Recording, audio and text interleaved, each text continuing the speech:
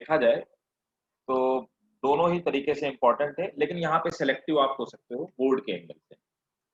और डिजीज से question, no doubt disease से क्वेश्चन हमेशा पूछा जाता रहा है नीट में, अभी भी क्वेश्चन आते हैं, तो ये आपके उसके लिए भी इम्पोर्टेंट है नीट के एग्जामिनेशन के लिए। ठीक है, तो चलिए अब स्टार्ट करते हैं। आप चैप्टर का हेडिंग डालिए, human health and disease.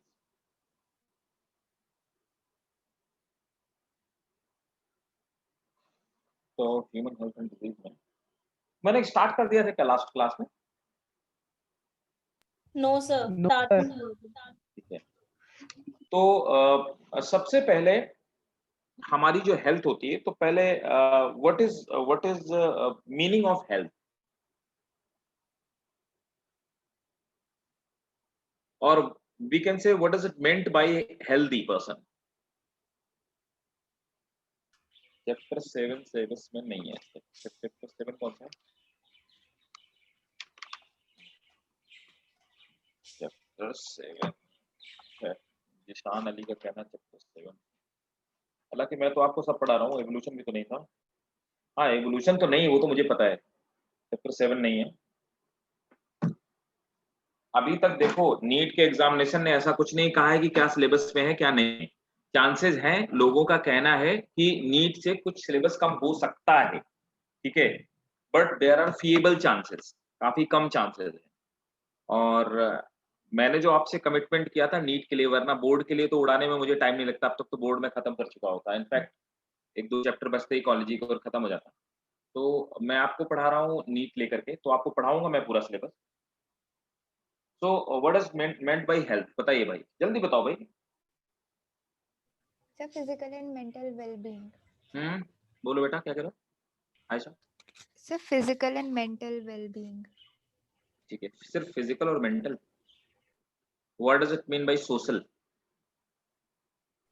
Yes that too. है ना, सोशल भी है ना, ठीक है, नोट करेंगे। Health is a state of complete, health is a state of complete physical, mental, social, physical, mental, social and social well-being,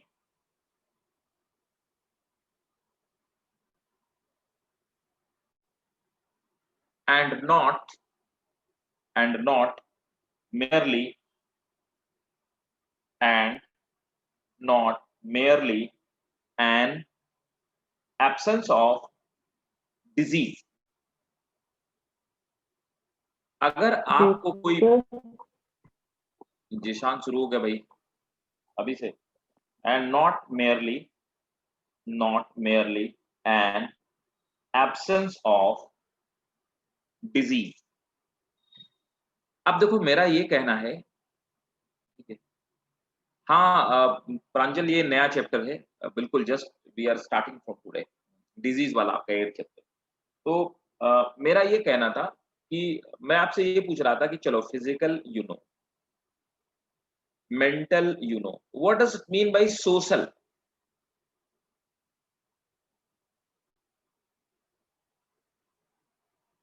बताइए भाई, सोशल वेलबींग क्या होता है? सर लोगों के साथ normal interaction. Exactly, social wellbeing का मतलब होता है कि सोसाइटी में जो स्टैंडर्ड नॉर्म्स होते हैं उसको फॉलो करना। कुल मिलाकर के अब जैसे कुछ लोगों को आपने देखा होगा कि वो बात बात में गाली देते हैं, ठीक है, so they are social, they are socially ill, है ना, समझ गए, दे आर सोशली इल। तो सामाजिक रूप से वो लोग हेल्दी हेल्दी लोग नहीं है ना। बात बात में जो लोग झगड़ा करते हैं, गाली देते हैं एक दूसरे को, है ना, socially. In case if you are like, और वन मोर थिंग, ठीक है, those people who discriminate between male and female, they are also not socially fit, they are not socially healthy kind of people, okay? तो वो socially healthy लोग नहीं होते, तो it means you are diseased. अगर आप डिस्क्रिमिनेट करते हो पुअर रिच, ठीक है, तो ये सब सोशल वेलबींग होती है ना। तो if you are not kind to animals, you are not socially fit, है ना। तो ये जो सोशल स्टैंडर्ड होते हैं, सोशल नॉर्म्स होते हैं, है ना, उनको जो लोग फॉलो नहीं करते, सो दे आर, इस सोशल का ये मतलब होता है कि किसी सोसाइटी के अकॉर्डिंग, है ना, मेंटली का मतलब आप समझ रहे हो कि मेंटली मतलब जो बंदा मेंटली फिट हो, चीजों को समझने में, एक्सप्लेन करने में, लॉजिक में फिट हो। फिजिकल का मतलब आप समझते हो कोई बीमारी ना हो, है ना? ठीक है। अब आते हैं our health is affected by, तो हमारा हेल्थ किस चीज से अफेक्टेड होता है? ठीक है, कौन कौन सी चीज हमारे हेल्थ को अफेक्ट करती है? Our health can be affected by, can be affected by, तो हमारा जो हेल्थ होता है वो किस किस चीज से अफेक्टेड हो सकता है? ठीक है, तो ये मैं बता देता हूँ आपको। तो कौन कौन सी चीजें होती हैं, कुल मिलाकर अगर मैं सीधी भाषा में बात करूं तो कौन कौन सी चीजें जो हमको आपको बीमार कर सकती हैं? उनमें सबसे पहला आता है जेनेटिक डिसऑर्डर, जेनेटिक डिसऑर्डर। दूसरे नंबर पर आता है इन्फेक्शन, है ना? बगल वाले को बुखार है, हमको भी हो गया, ठीक है। जेनेटिक डिसऑर्डर ये पैदा ही होते हैं। और तीसरी चीज क्या होती है? Our lifestyle. जैसे मैं आपको 11th में बताता रहता था कि कुछ डिजीज होती है उनको हम लाइफस्टाइल डिजीज कहते हैं। कैसे? डायबिटीज, डायबिटीज हमारी लाइफस्टाइल से आती है, लाइफस्टाइल डिजीज है ना? ओबेसिटी, मोटा होना, आप ठूसते जा रहे हो, ठूसते जा रहे हो, खाते जा रहे हो, है ना? ओबेसिटी लाइफस्टाइल डिजीज, वो भी बीमारी। इन्फेक्शन, गंदी जगह पे जाना, गंदी चीजों को टच करना, गंदी चीजें खा लेना, ठीक है, हाइजीनिसिटी से ना रहना, नहाना नहीं, ठीक है ना, से ना। जेनेटिक डिजीज वो पेरेंट्स से हमें मिलती है, उसमें हम कुछ नहीं कर सकते, ठीक है। अब एक और चीज बता दो साथ में, बेसिक बात कर रहा हूं, what is definition of disease? Sorry, Absence of easiness. Absence of, absence of easiness. Yes, तो sir. उसका इम्यून सिस्टम सही से काम नहीं करता। आज जिसका इम्यून सिस्टम सही से काम ठीक है, रेहान कह रहा है इम्यून सिस्टम सही से काम नहीं कर रहा, ठीक है। देखो, सिंपल बात है यार, ऐसी कोई भी चीज जो हमारी होमियोस्टेसिस को, है ना, डिस्टर्ब कर दे, जिससे हम डिस्कंफर्ट फील करें, वो बीमारी, दैट इज, है ना? ऐसी कोई भी चीज जो हमारे नॉर्मल स्टेट को, मतलब जो हमारी होमियोस्टेसिस है, होमियोस्टेसिस हमारी नॉर्मल स्टेट है, उसको डिसबैलेंस कर दे, डिस्टर्ब कर दे, वो बीमारी है, दैट इज डिसीज, है ना? तो नोट कर लो, एनी फिजिकल और functional change, any physical or functional change from normal state that causes, from normal state that causes discomfort or disability or impair the health of living organism may be called disease, may be called disease, ठीक है। अब disease कितने type की हो सकती है, इस बारे में बात कर सकते हैं। तो वो डिजीज कैसे कैसे हो सकती है, तो टाइप्स ऑफ डिजीज में ना, डिजीज के टाइप्स, तो टाइप्स ऑफ डिजीज में अगर हम बात करें तो सबसे पहले डिजीज होती है कॉन्जेनाइटल डिजीज।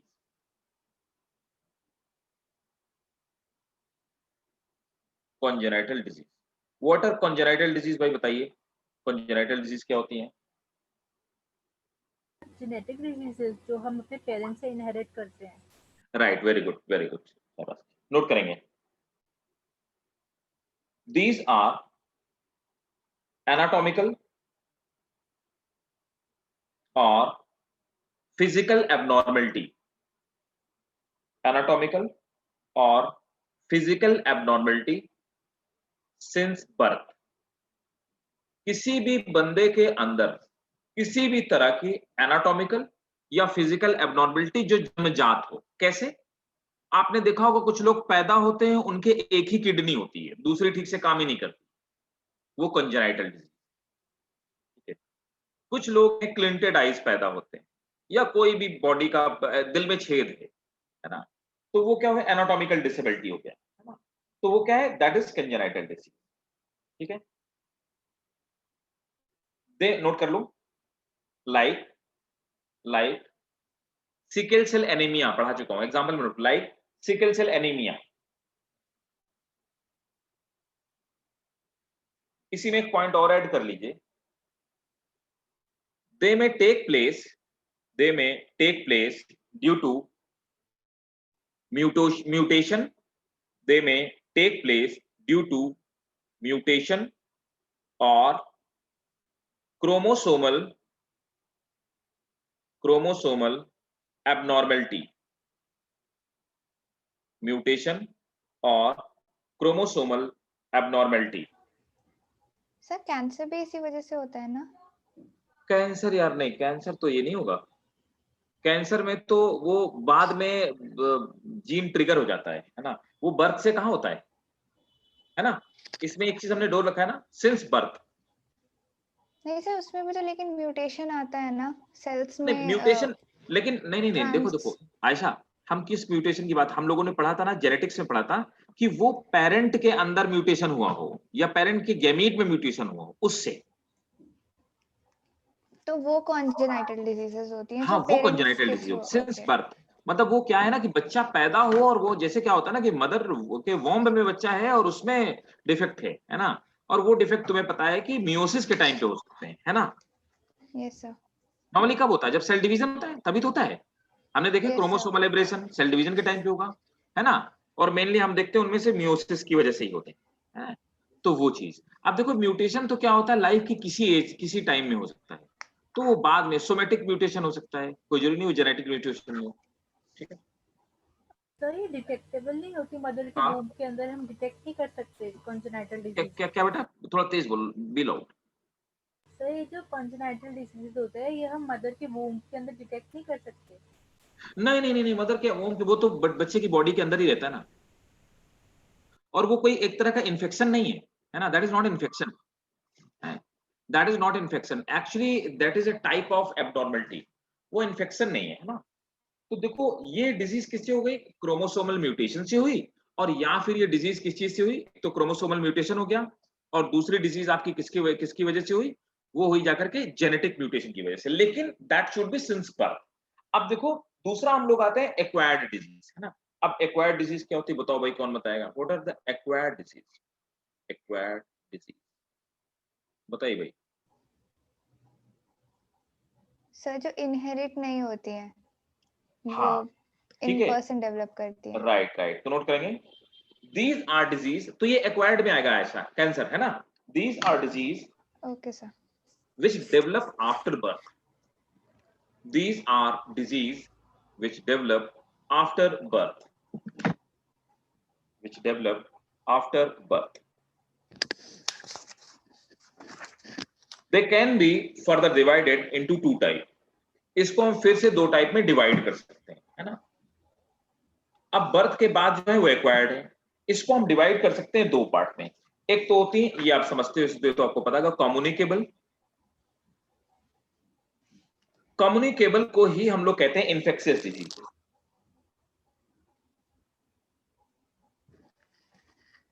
इन्फेक्शियस। सेकंड होती है नॉन कम्युनिकेबल। सर एमिनोसेंटियोसिस से तो डिटेक्ट कर सकते हैं ना हम जेनेटिक हाँ डिजीजेस? हाँ वो हम डिजीज चेक कर लेते हैं, प्रोटीन प्रोफाइल निकाल के डिजीज चेक कर लेते हैं। और देखो क्या होता है ना आयशा, मतलब प्रैक्टिकली मैं एक बात बताता हूँ कि कई बार क्या होता है, इससे डिजीज चेक की जाती है, मतलब ऐसा नहीं कि करते हैं ऐसे, है ना। और कई बार क्या होता है कि डॉक्टर उस समय ये ऑप्शन देता है मतलब कपल को कि जैसे कोई बच्चा है वो अमीनो सिंथेसिस से पता लग गया कि उसमें मतलब परमानेंट डिसेबिलिटी है ना, so on that case you can abort, ठीक है, और वो लीगल होता है ओके सर। परमानेंटली, और ये डॉक्टर बता देता है पहले से, ठीक है। तो ये प्रोटीन प्रोफाइल से पता चल जाता है ना। तो नोट करेंगे, नॉन कम्युनिकेबल जो होती हैं, दे आर नॉन इन्फेक्शियस, एक बार प्लीज एग्जांपल रिपीट कर देंगे जो आपने हाँ, कंसीडर लिखवाता हूँ एग्जांपल के साथ में लिखवाता हूँ, ठीक है। So first, communicable disease are caused by pathogen. Communicable disease are caused by pathogen like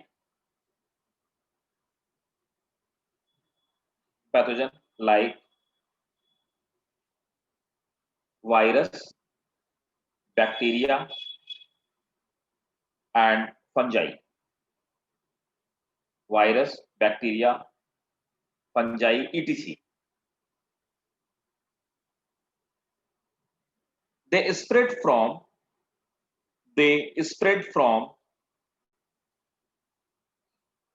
a person to another person. They spread from a person to another person, like cold, TB, corona, etc.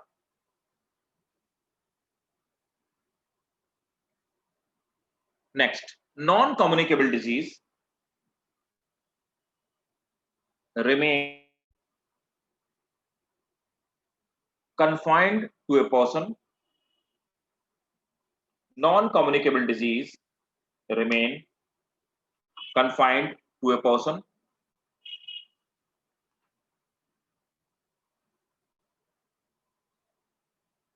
Who develop them and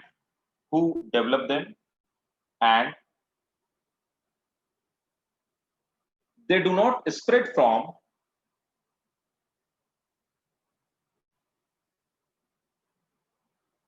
a person to another person, like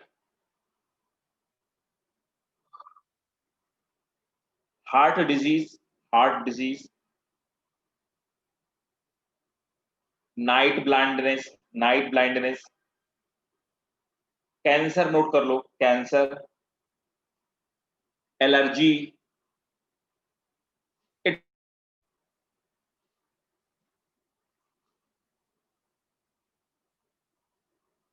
ठीक है, right. अब देखिए,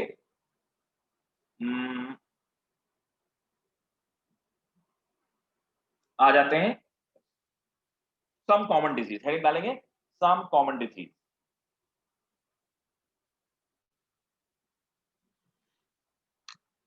next heading है some common disease. समझ लेते हैं common disease कौन कौन सी।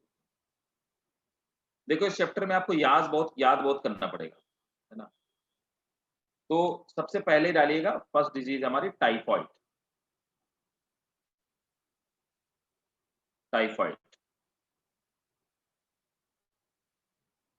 अब देखो टाइफॉइड ये किससे कॉज होती है ना। It is cause by rod like bacteria होता है, rod like bacteria, Salmonella typhi.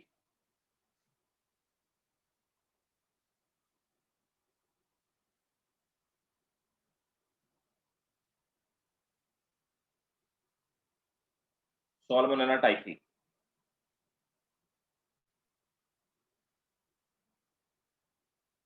It is found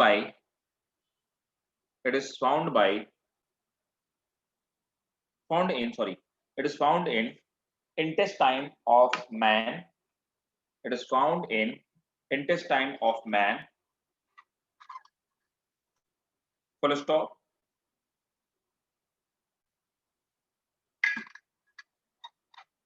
It is very common to children of age group 1 to 15 year.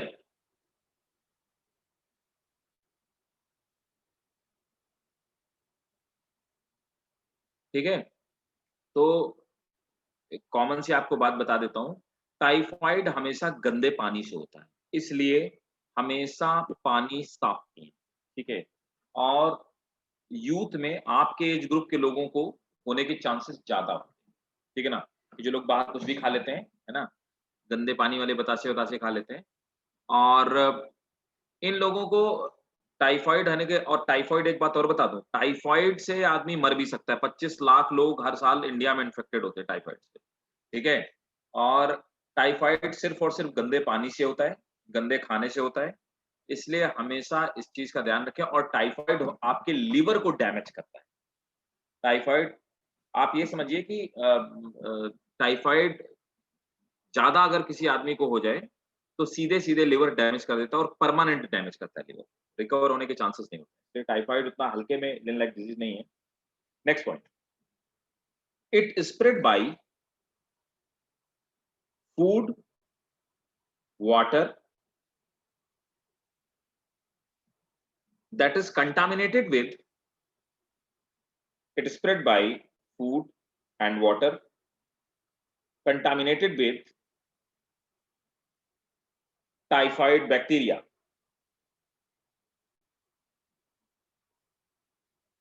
Full stop. इसी में कंटिन्यू लिखिए दूसरे पॉइंट पे, house fly may carry,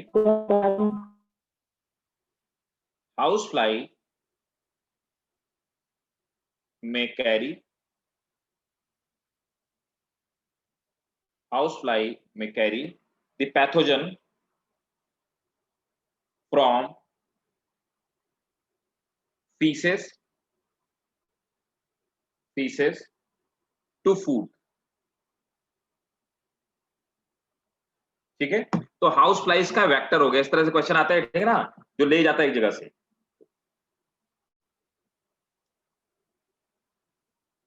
The bacteria causes lesions in intestinal wall. Lesions जानते हो ना, lesions नहीं जानते हो? अल्सर्स को कहते हैं ना। हाँ, वेरी गुड, अल्सर्स को कहते हैं, छाले जो पड़ जाते हैं, lesions. Next point,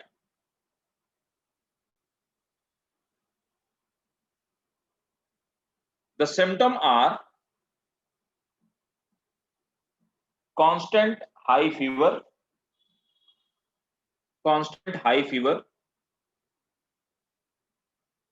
in first and second week,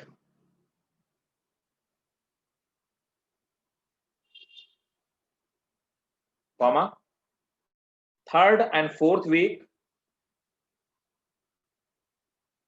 it causes headache, extreme weakness.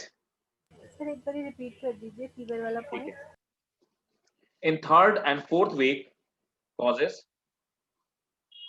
headache, extreme weakness, abdominal pain,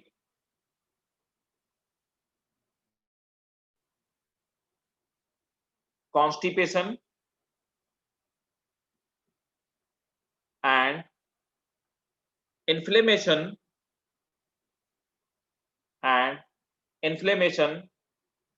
in intestine. Inflammation in intestine. It is confirmed by, next point है, it is confirmed by Widal test. याद रखना, इसका नाम कई बार पूछा गया, Widal test. Widal test से कंफर्म करते हैं टाइफाइड। क्लियर भाई? ठीक है। नेक्स्ट, निमोनिया, सेकंड डिजीज है निमोनिया।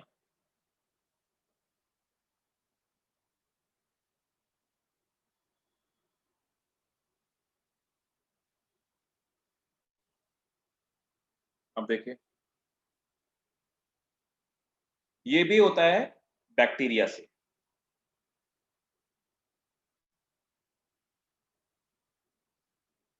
अब कौन से बैक्टीरिया से होता है? स्ट्रेप्टोकोकस,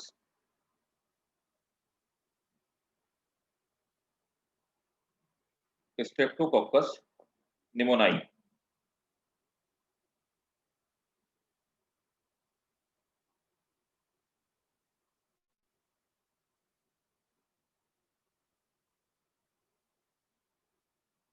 इसी को हम लोग कॉमनली कॉल्ड क्या करते हैं, स्ट्रेप्टोकोकस निमोनाई इसका पॉजिटिव ऑर्गेनिज्म है जो ये बीमारी फैलाता है।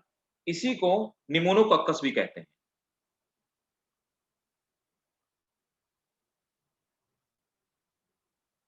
ठीक है।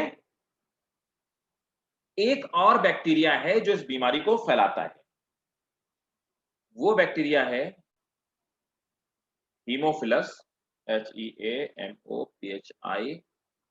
हीमोफिलस इन्फ्लुएंजाई।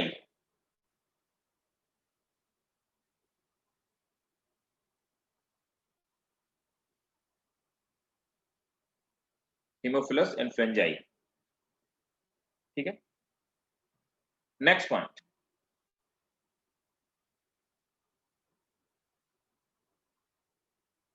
Mode of transmission.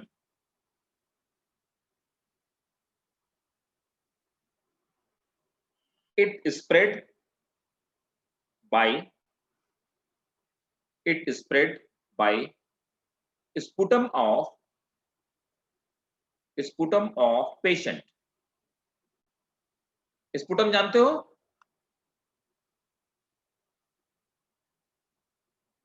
बोला करो भाई कुछ तो। सर बॉडी फ्लूइड्स नहीं, हाँ बॉडी स्पिट। फ्लूइड। हाँ स्पिट करना, थूकने वाले ज्यादा खतरनाक लोग होते हैं इसीलिए। ठीक है, जो लोग थूकते रहते हैं। Full stop. Next point, it causes alveolar wall inflammation। It causes alveolar wall inflammation। It's called as alveolar wall inflammation and secrete a protein rich fluid। तो एल्वोलाई के अंदर इन्फ्लेमेशन कॉज करता है और उसी के अंदर एक प्रोटीन रिच फ्लूइड इंक्रीज कर देता है, करना शुरू कर देता है ये बैक्टीरिया। ठीक है ना। इसी लिखेंगे it blocks bronchiole.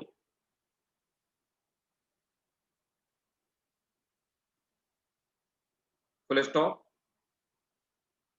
It commonly occur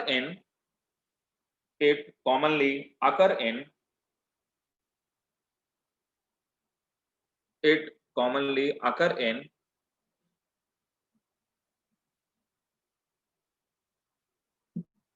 old people। Next point, symptoms are sudden shaking chill,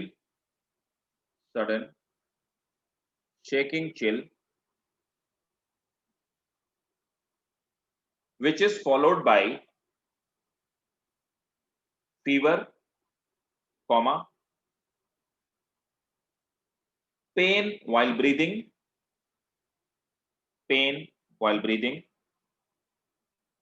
cough and headache।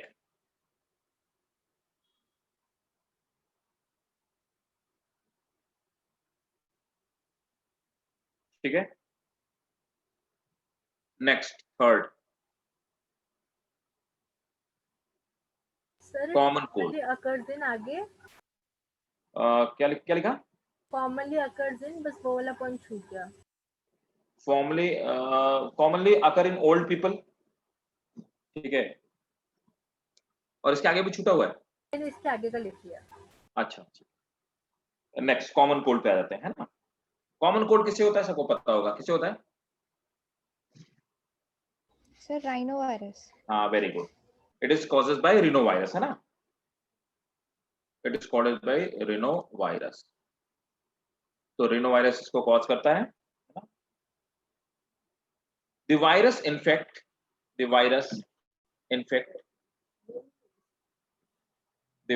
infect nose and respiratory passes,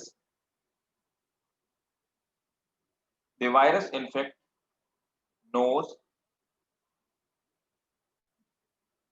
and respiratory passes, but not lungs. ठीक है भाई, ये क्वेश्चन पूछा जाता है, इस तरह के क्वेश्चन आते हैं ना, अंडरलाइन करोगे, बट नॉट लंग्स। मैं आपको जो अंडरलाइन कराता हूं आप ये समझिए कि अगर मैं आपसे कहूं कि कोई चीज अंडरलाइन करो तो आप समझ लेना कि वो नीट में पूछा हुआ क्वेश्चन होगा, ठीक है? तो वो चीज आप हमेशा एक पेन रखिए या सेम पेन से आप जैसा आपको लगे, लेकिन आप अंडरलाइन जरूर करिए। अगर मैं आपसे अंडरलाइन करो तो आप करिए जरूर, ठीक है? Mode of transmission is inhalation of droplet, inhalation of droplet from infected person.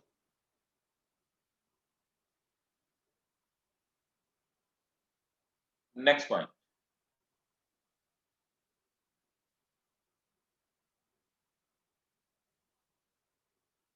the virus is transmitted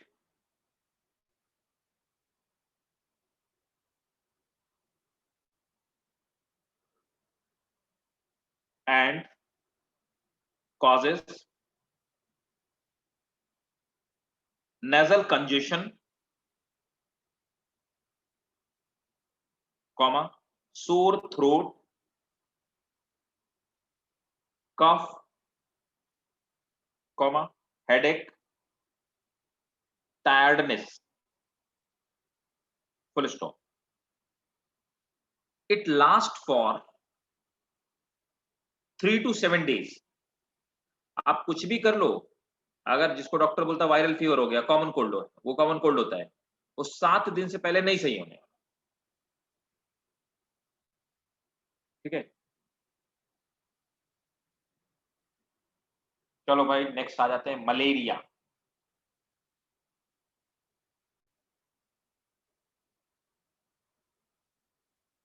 malaria की डिस्कवरी इंडिया में हुई थी, है ना? बता सकते हो कहां पे हुई थी?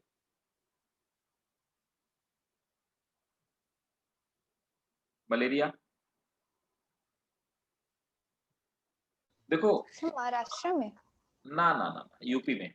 मल माने बैड और एरिया एयर, बैड एयर इसका मतलब होता है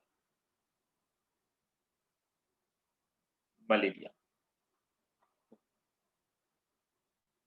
ये यहीं पे आसपास कहीं पे, क्या बोलते हैं इसको, फिरोजाबाद वाला जो एरिया है ना, फिरोजाबाद वाला, इसके पास पड़ता है, पता नहीं फिरोजाबाद, नहीं पता? Yes sir. हाँ, फिरोजाबाद वाले एरिया के आसपास डिस्कवर किया गया इसको, मलेरिया को। नोट करेंगे।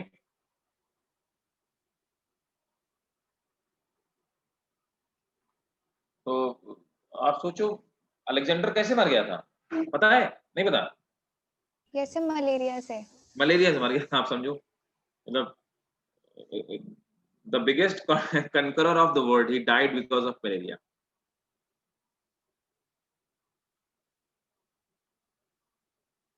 तो नोट कर लो, मलेरिया नोट कर लो। Malaria is caused by toxin produced in human body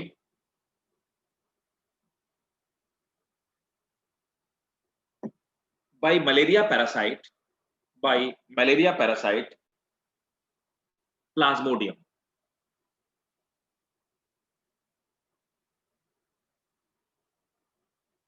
Plasmodium को कहां पे रखूं, किस क्लासिफिकेशन में कहां पे रखूं, बताओ, कौन बताएगा?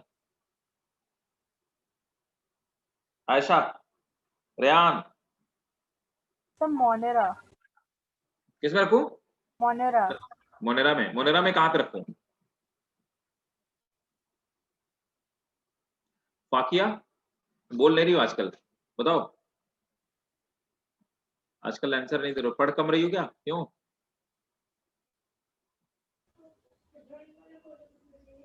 सब मोनेरा में? मोनेरा में? आयशा नहीं से, ये तो एल्गे में होता है ना। घूसा हाँ, मारेंगे एल्गे तो तुमको एक। मोनेरा में होता अच्छा, एलगी में होता है? ये तेज घूसा मारेंगे तुमको पकड़ते हैं। बताओ आयशा, तुम बताओ, दूसरी वाली आयशा, आयशा अंसारी। बाकिया जल्दी बताओ। बोल ही नहीं रही, सुन रही हो कि सो गई? सुन रही हो बाकिया? मोनेरा में रखेंगे ना प्लेनेटोरियम को। मोनेरा में रखेंगे?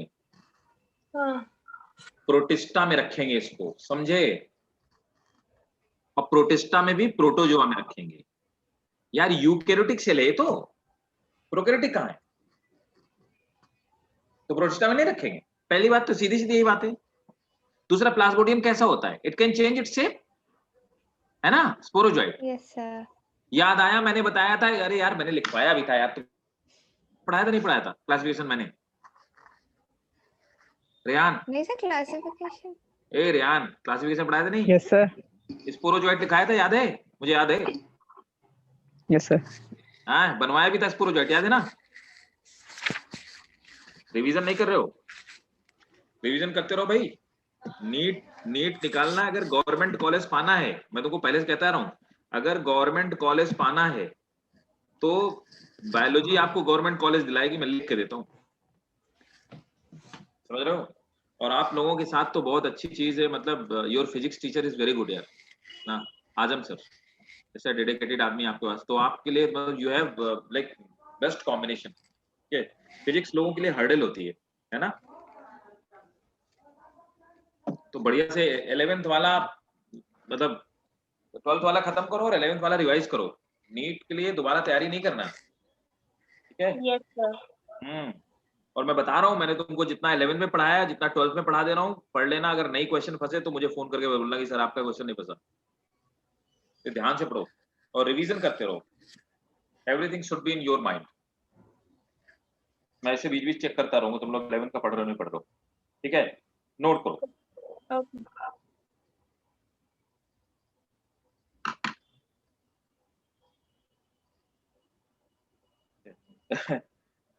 WHO का कहना है कि मलेरिया खत्म हो गया है, ठीक है? यहाँ पब्लिक मरी जा रही है। पता नहीं कहाँ से डेटा कलेक्ट करते हैं लोग भाई, ठीक है? Symptoms, it causes tiredness, it causes tiredness, headache and muscular pain.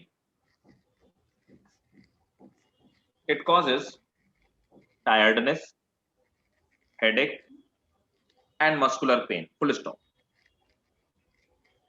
During the fever,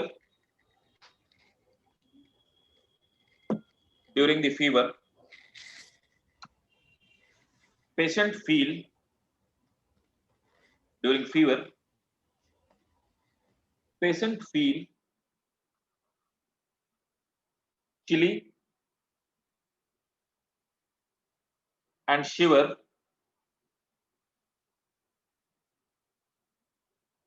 comma,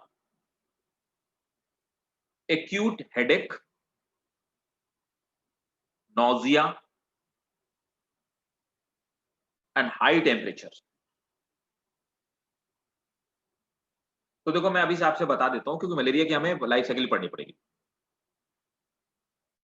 malaria में क्या होता है ना, ये जो प्लाज्मोडियम होता है, ये क्या करता है, इसका जो पैरासाइट होता है, एक सब्सटेंस अपनी बॉडी से रिलीज करता है।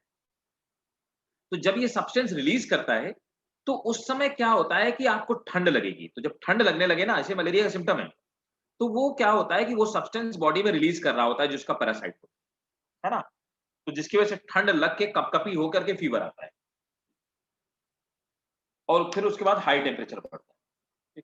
तो जैसे जैसे उसकी लाइफ साइकिल चेंज होती आती है, वैसे वैसे आदमी को बीमारी बढ़ती आती है। Next point, mode of transmission is is Anopheles. Anopheles, female mosquito.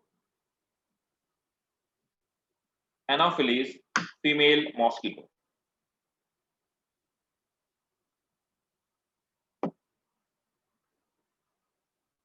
ठीक है, तो एक बात इसमें और आपको एडिशनली मैं बताना चाहूंगा कि इसको सर रोनाल्ड रॉस ने खोजा था, है ना। मैं नाम लिख देता हूं उनका, सर, कई बार पूछ लिया जाता है, रोनाल्ड रॉस उनका नाम है ना। रोनाल्ड रॉस ने खोजा था, ठीक है। और उनको इस बात के लिए नोबेल प्राइज दिया गया 1902 में। तो 1902 में रोनाल्ड रॉस साहब को नोबेल प्राइज दिया गया, ठीक है। और उसके बाद से अगस्त 29 को, है ना, मॉस्किटो डे कहा जाता है। 29 अगस्त को मॉस्किटो डे मनाया जाता है, अगस्त 29 को।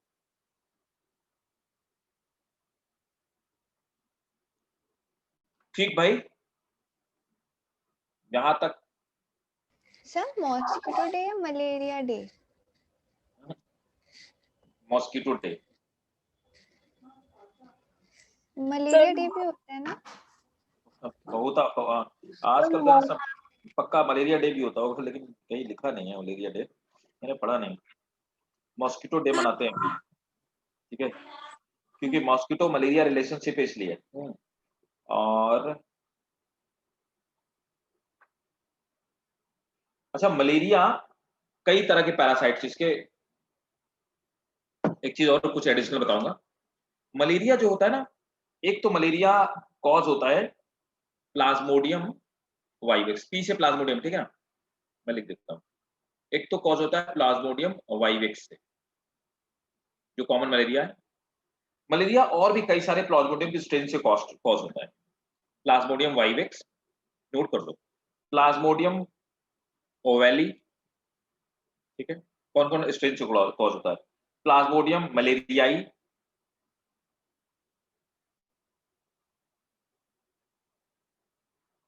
अगर वाइवेक्स नहीं दिया तो ऑप्शन में इनमें से कुछ हो सकता है, प्लाज्मोडियम फैल्सीपेरम।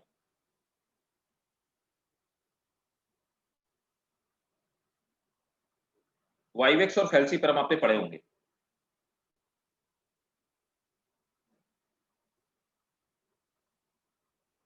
प्लाज्मोडियम फैल्सीपेरम सबसे खतरनाक, इससे आदमी मर भी सकता है, और ये सिर्फ ट्रॉपिकल रीजन में होता है, ठीक है।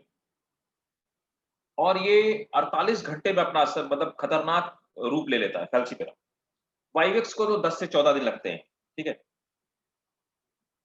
अब देखो, मैं इसका लाइफ साइकिल देखता हूं, अगर मेरे पास डायग्राम होगा तो मैं मलेरिया की लाइफ साइकिल,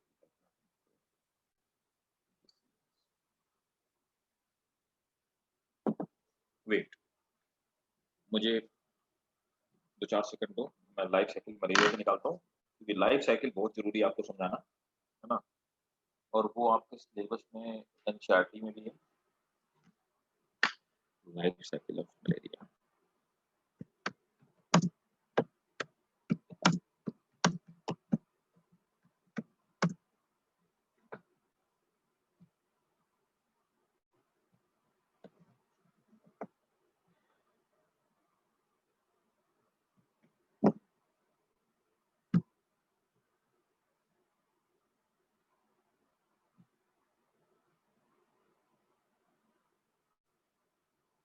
तो ये अपना 2 होस्ट में लाइफ साइकिल पूरी करता है ना।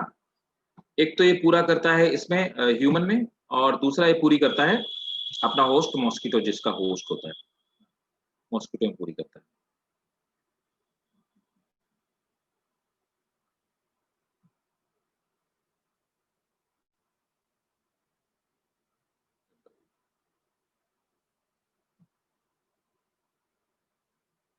चलो मैं ऐसा डायग्राम देखता हूँ जो आप बना भी लो, क्योंकि ये 5 मार्क में क्वेश्चन ऐसा भी आ सकता है। 5 मार्क्स में कि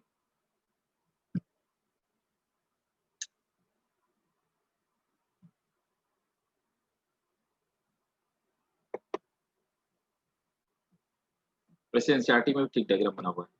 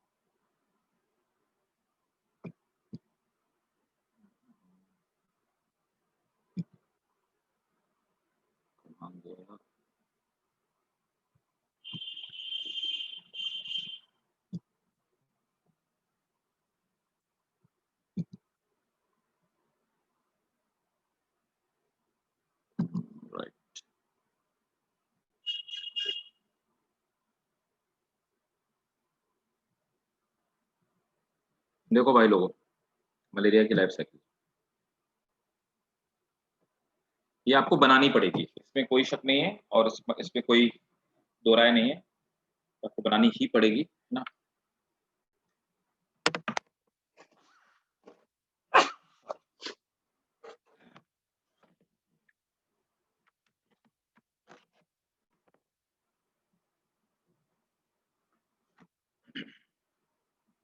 अच्छा, किसी के स्कूल में प्री बोर्ड वीबोर्ड का तो कोई लफड़ा नहीं है अभी? बता देना अभी। क्यों भाई लोगों? No sir. अच्छा, तो कोई लफड़ा नहीं किसी के साथ ना भी?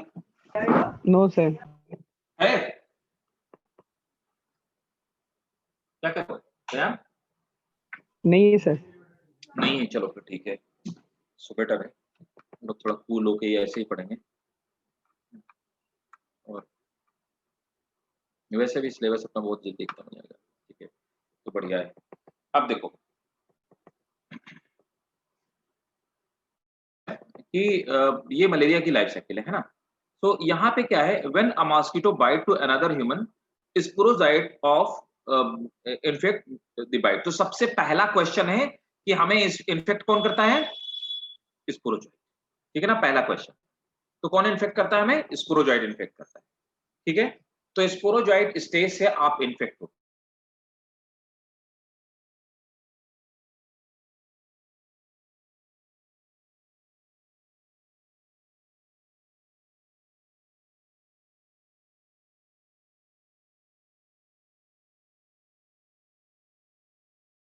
यहां पर नेक्स्ट थिंग,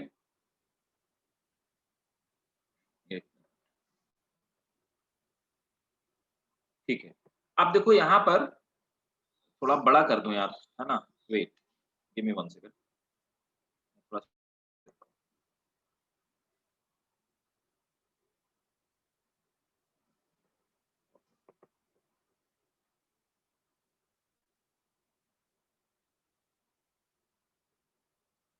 हो गया, दिख रहा है? सही दिख रहा है ना? नहीं दिख रहा? पढ़ पा रहे हो? ब्लर है थोड़ा। ब्लर है ना? अभी पढ़ने में आ रहा है?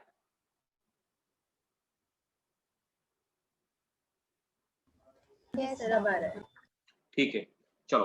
अब देखो क्या है कि ये, हाँ, तो इसको कौन इन्फेक्ट करता है? स्पोरोजाइट। जहां ना समझ में बताना, मैं लिखवा दूंगा, ठीक है।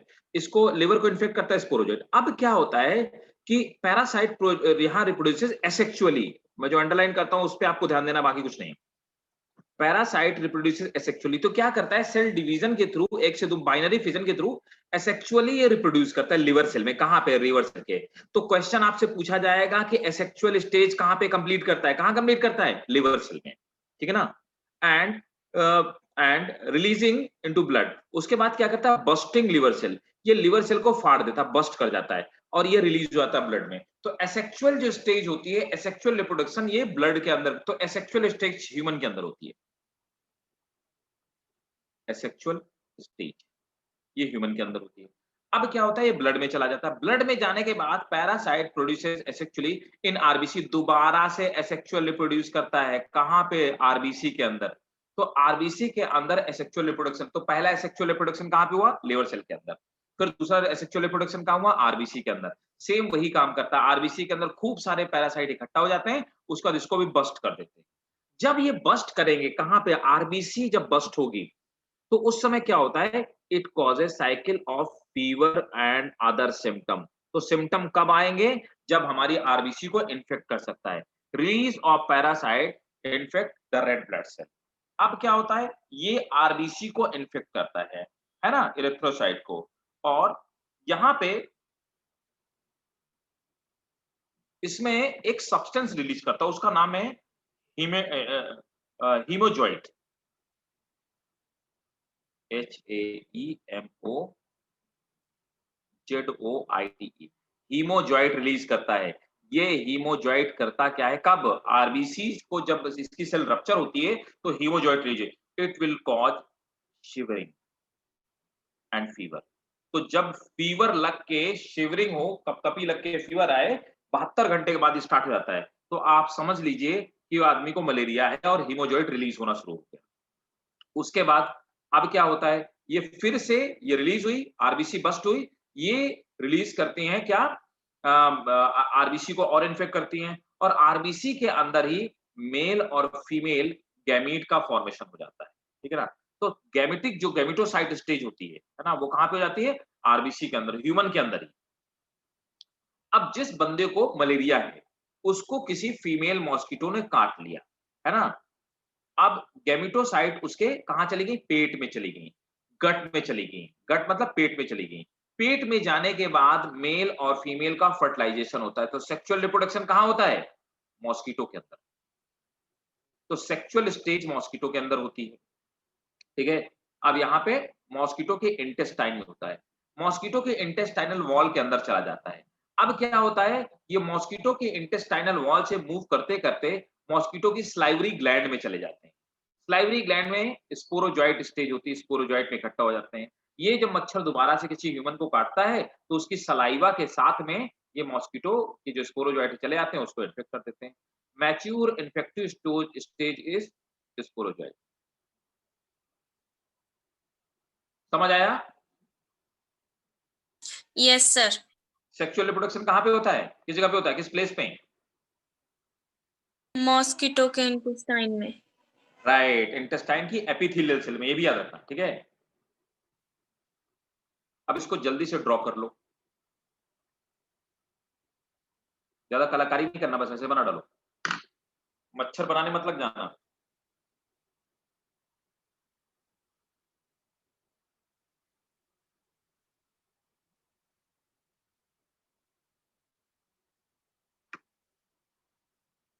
फर्टिलाइजेशन में लिख देता हूँ।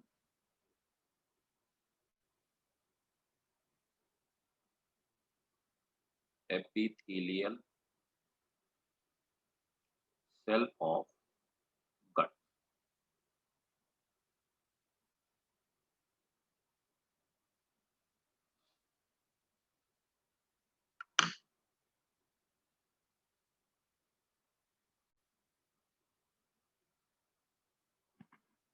और एक चीज और बता देता हूँ, ये जो इन्फेक्ट करते हैं, है ना, किसको? ये यहाँ पे जो इन्फेक्ट, इनको क्या बोलते हैं? They are called merozoite. जो लीवर सेल से निकलते हैं उनको हम मीरोजॉइट कहते हैं, उनके लिए टर्म करते हैं मीरोजॉइट्स। यही मीरोजॉइट मेल और फीमेल गैमीट का फॉर्मेशन करते हैं।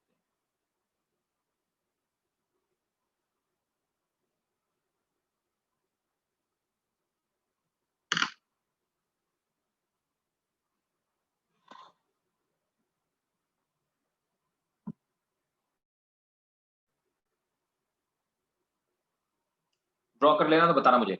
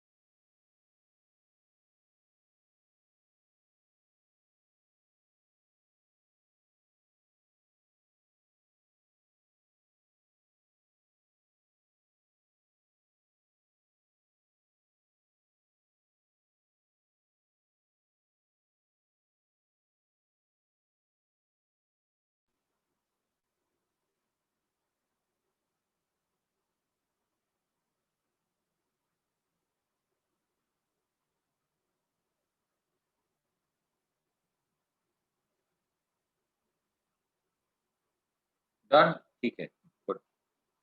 कर लिया भाई सबने? Yes sir. ठीक, तो ये रिप्रोडक्शन लिख लोगे ना, है ना? आ जाएगा। लाइफ साइकिल तो लिख लोगे ना? तो भाई यस हाँ, ठीक। तो ये मॉस्किटो की लाइफ साइकिल थी, है ना? ये लाइफ साइकिल आपको ड्रॉ ही करनी पड़ेगी, और अगर आपको ड्रॉ करनी है तो इसी को लिख देना, ठीक है? जो लिखा है इसी को लिख देना, और कुछ खास नहीं करना, और कोई कलाकारी नहीं करनी, है ना? और डिजीज कौन कौन सी है भाई?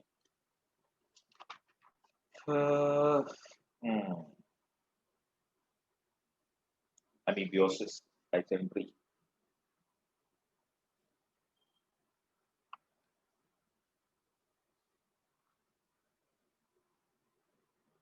ठीक है। नेक्स्ट डिजीज की हेडिंग डालेंगे अमीबियोसिस।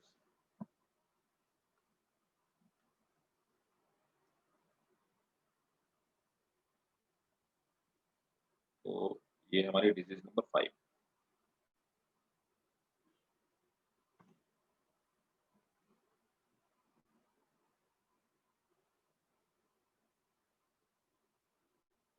Amoebic dysentery,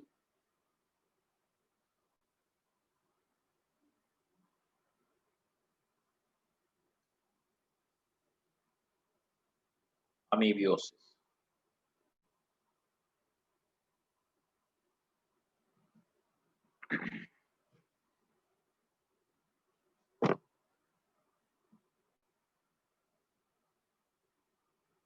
It is caused by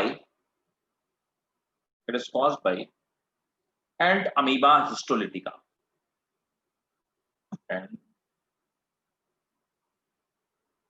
amoeba histolytica मैं बता भी चुका हूं आपको, जब पढ़ाया था मैंने, प्रोटोजोआ पढ़ाया था, ठीक है? ये एंट अमीबा हिस्टोलिटिका से होता है ना? Full stop. It is transmitted through infection from food and drink.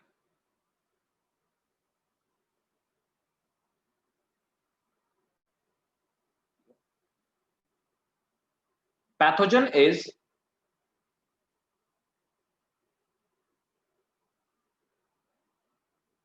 Type of protozoa.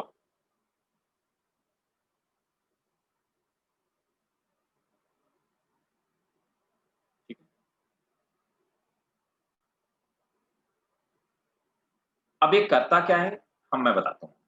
ये हमारी छोटी आंत में जाता है, स्मॉल इंटेस्टाइन में। स्मॉल इंटेस्टाइन में जाने के बाद ये उसकी दीवार में चिपक जाता है। चिपकने के बाद उसमें होल करना शुरू कर देता है। होल करने के बाद अच्छा ये होता आता कैसे है? ये एंट अमीबा हिस्टोलिटिका सिस्ट स्टेज में होता है। सिस्ट क्या होता है? एक हार्ड कवरिंग में बंद होता है ना? अब कहीं पे पड़ा हुआ है गंदा पानी, मान लो नाले में ही स्टूल बह रहा है एंट अमीबा हिस्टोलिटिका, सब्जी वाले ने सब्जी धोई, इसमें सिस्ट चिपक गई। अब आपने क्या किया, घर लाने के बाद सब्जियां प्रॉपर नहीं धोई, सिस्ट कहीं एक चिपकी रह गई, वो फूड के थ्रू आपकी बॉडी में अंदर चली गई, फ्रूट्स के थ्रू, किसी भी वेजिटेबल के थ्रू बॉडी के अंदर चली गई। अंदर जाने के बाद इंटेस्टाइन में गई, फट गई। उसके बाद वहां पर क्या है, सिस्ट या अमीबा निकल आया। अमीबा इंटेस्टाइन की दीवार में छेद करेगा, छेद करके अंदर की तरफ धस जाएगा, और वहां पर ये एसेक्सुअल रिप्रोडक्शन करना शुरू कर देगा। जिससे क्या होगा, छेद करने से इंटेस्टाइन में बहुत पतली पतली ब्लड कैपिलरी वो फट जाएंगी। फटने के बाद वहां पे म्यूकस सीक्रेट होना शुरू हो जाएगा। वो ब्लड की क्लॉटिंग और म्यूकस हमारे स्टूल के साथ निकलना शुरू होगी। इसी को हम डाइसेंट्री कहते हैं, ठीक है? नोट करेंगे। Entamoeba secrete proteolytic enzyme, proteolytic enzyme that destroy mucous membrane of intestine, that destroy mucous membrane of intestine,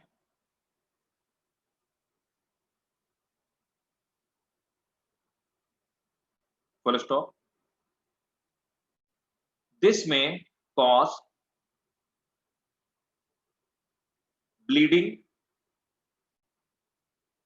ulcers, This may cause bleeding ulcers that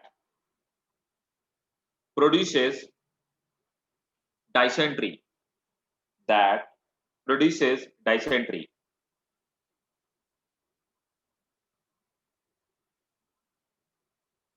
Full stop. Next point. Patient passes out. Patient passes out blood and mucus. Patient passes out blood and mucus through stool.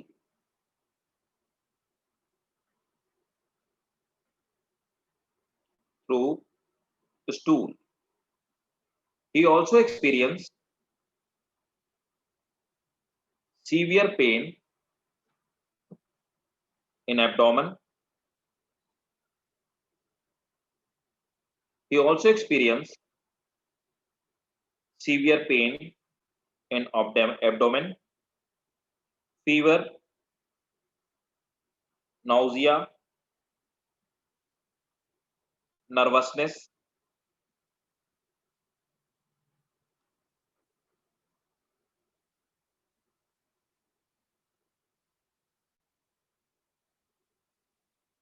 ठीक है।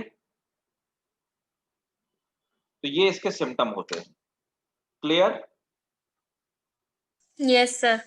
Sixth one. Next disease. Next disease है एस्कैरियोसिस।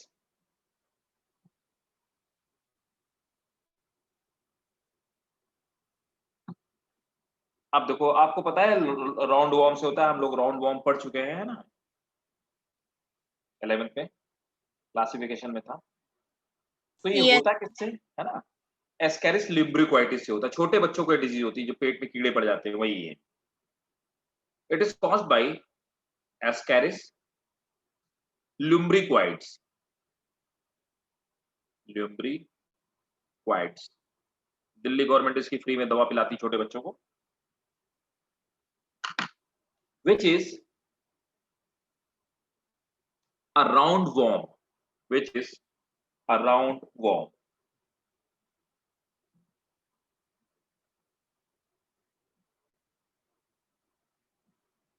अब ये करता क्या है, छोटे बच्चों के पेट में रहता है, उनका डाइजेस्टेड फूड होता है, वो खा लेता है, जिससे बच्चों में एनीमिया हो जाती है, ब्लड की कमी हो जाती है, वो चिड़चिड़े हो जाते हैं, उनकी बॉडी की फिजियोलॉजी, मेंटल ग्रोथ उनकी रिड्यूस हो जाती है ना, न्यूट्रिशन की वजह से। तो नोट करेंगे, इट टेक्स digested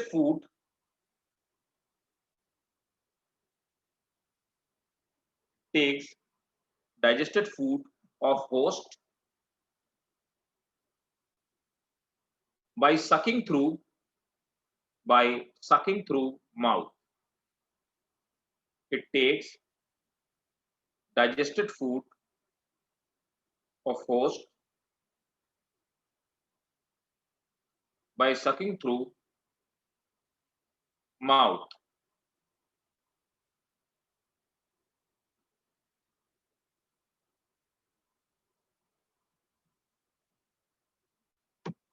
ठीक है।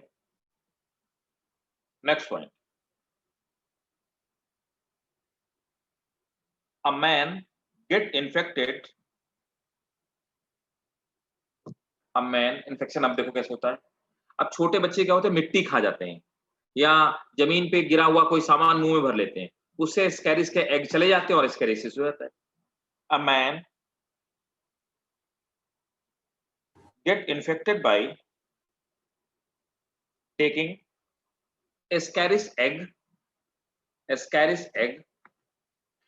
with food and water.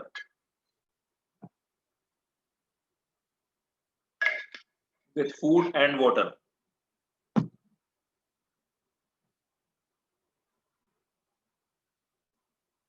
Egg causes infection in the intestine of human.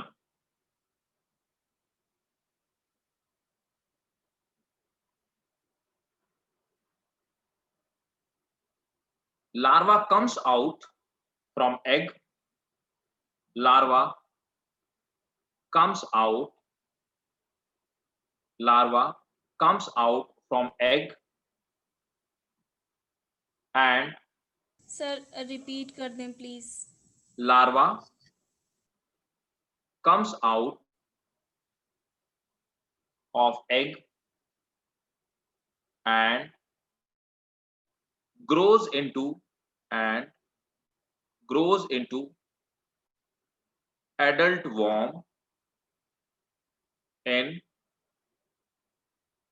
2 to 2.5 month. In 2 to 2.5 month.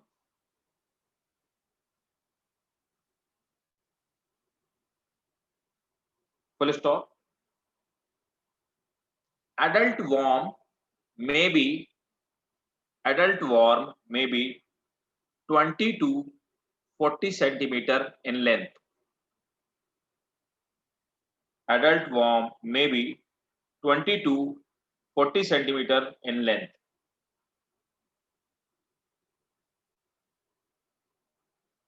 Full stop. Next one. Egg remain alive for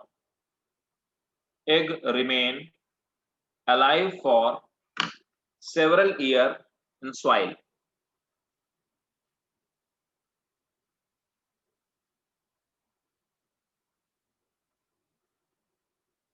ठीक है. Symptom. It causes, next point है, it causes weakness, anemia, as it share host food.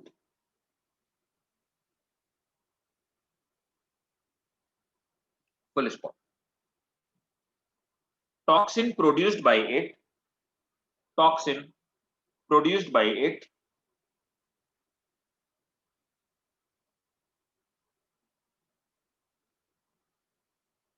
causes impaired digestion.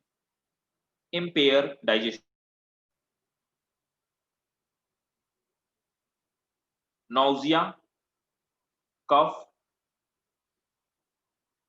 and severe pain. Nausea, cough, and severe pain.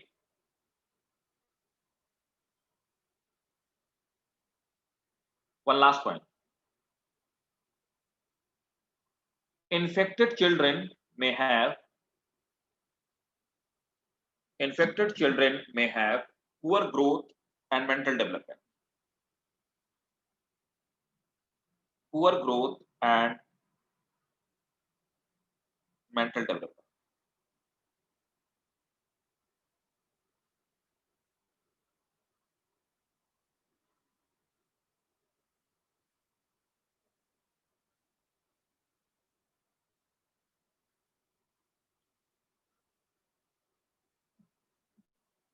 Next है filaria.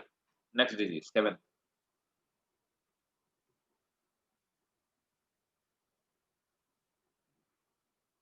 Filaria को ही हम लोग हिंदी में हाथी पांव कहते हैं और इसी को एलिफेंटियासिस. आपने देखा होगा कि कुछ लोगों के पैर बहुत मोटे हो जाते हैं. एलिफेंटियासिस. अब फाइलेरिया जिससे होता है उसको हम फाइलेरिया वॉर्म. तो फाइलेरिया वॉर्म है क्या चीज? It is caused by filaria worm. ठीक है. So what is filaria worm? Filaria worm है वुचरेरिया बैंक्रॉफ्टाई.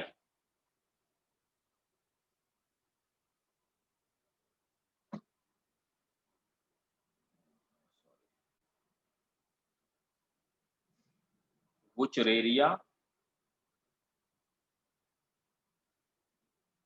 बैंक्रॉफ्टी.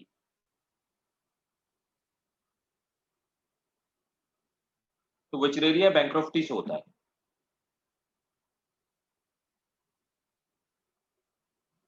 ठीक है. It is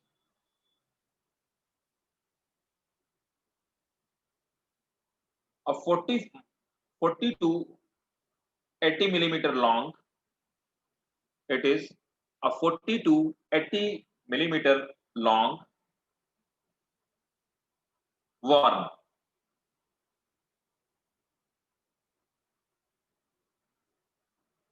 अंडरलाइन करेंगे, द वर्म इज विविपेरस, ठीक है ना, एक्सेप्शन है, the worm is viviparous. Vivipary जानते हो ना क्यों भाई? Yes, Yes, sir. sir. The ठीक young है, was true. The worm is viviparous, female deliver young worm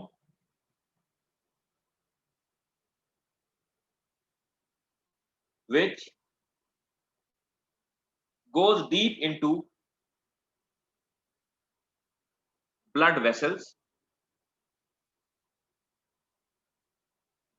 Those goes deeper into blood vessels, primarily of lungs.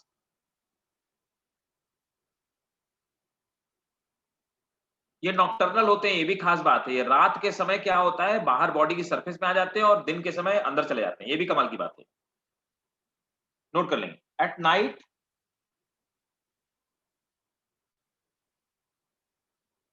they migrate to superficial blood vessel. At night they migrate to superficial, at night they migrate to superficial blood vessels and they are sucked by अब इसका जो भी infective organism है, vector जो भी है, they are sucked by culex fatigans mosquito, culex fatigans mosquito. तो filaria culex से होता है, culex fatigans mosquito, which is intermediate host, and vector.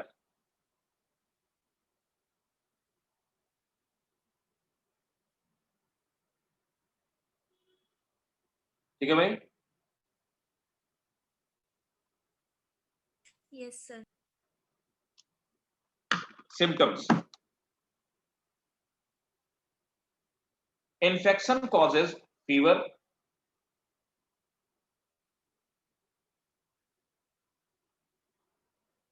they block lymphatic vessel,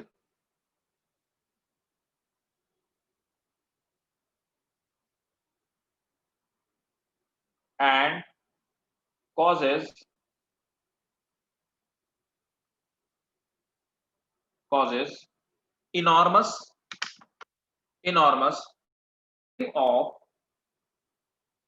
enormous swelling of affected part, enormous swelling of affected part, which may be arm, foot, leg, or scrotum.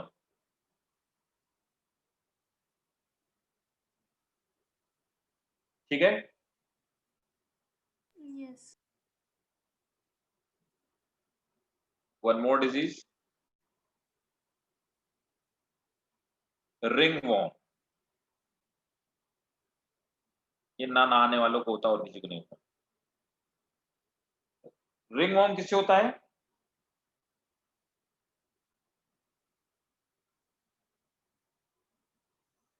Microsporum, क्या है ये? ये तो fungal हाँ, very good, fungal infection है। Trichophyton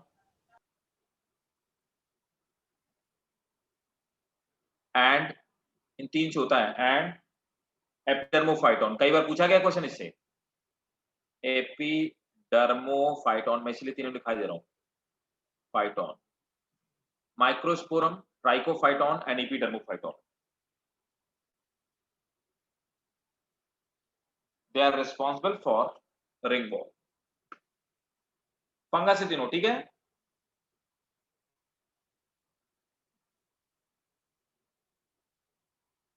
next point, the cause is dry, scaly lesions,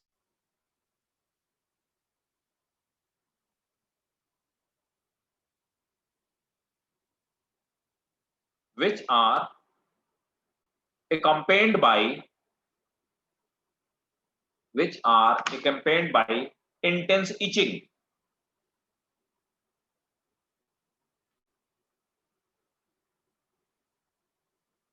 Next one, infection is gained from soil or infected cloth, इसलिए किसी कपड़े नहीं पहनने चाहिए। Infection is gained by soil or infected cloth.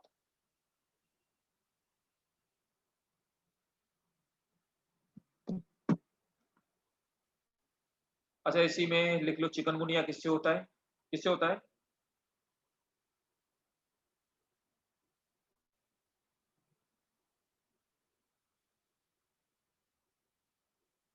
Chikungunya बोलो भाई, किससे होता है? चिकनगुनिया वायरस से होता है और किससे होता है? इसको चिकनगुनिया वायरस कहते हैं, या इसी को हम लोग कहते हैं alpha virus.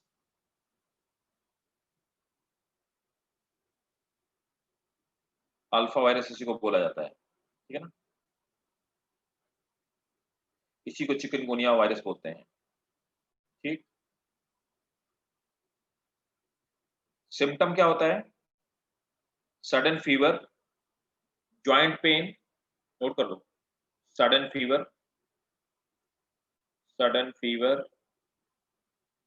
Joint pain and conjunctivitis, आंख वाला कंजक्टिविटिस।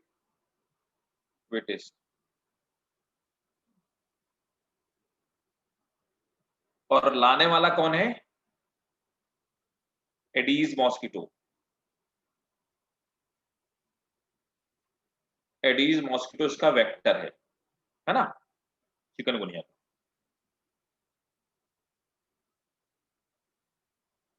डेंगू किससे होता है? ये भी वायरस से होता है, फ्लेवी रिबो वायरस बोलते हैं इसको, फ्लेवी राइबो वायरस, ठीक है। सिम्टम क्या होता है? हाई फीवर,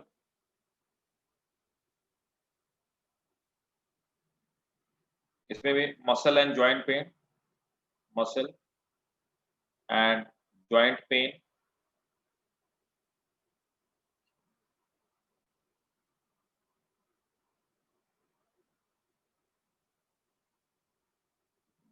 किससे ट्रांसमिट, किससे होता है? ये भी होता है किससे? एडीज से, एडीज मॉस्किटोस का भी वेक्टर, ठीक है ना, एडीज एजिप्टी।